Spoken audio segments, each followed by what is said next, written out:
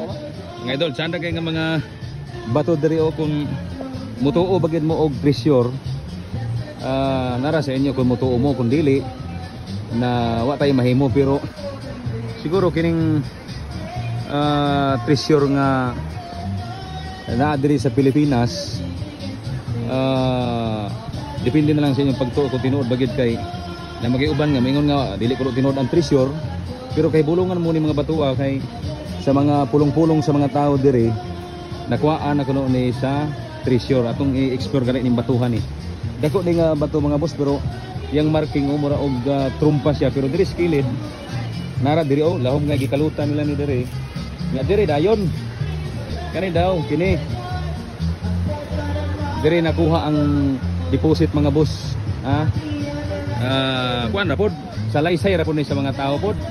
Salaysay ra po sa mga tao nga diri nakuha ang item kana nga bangag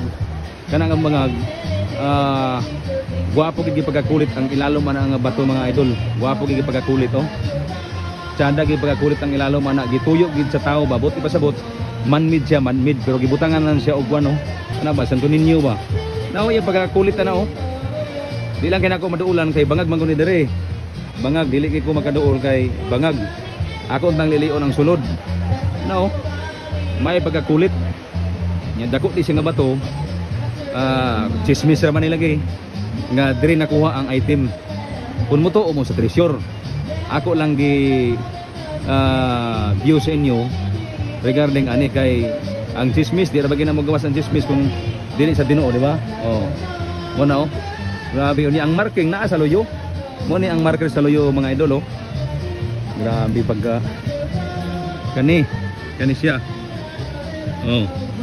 kani siya no dako kay nga bangag kana siya mura siya trumpa ba no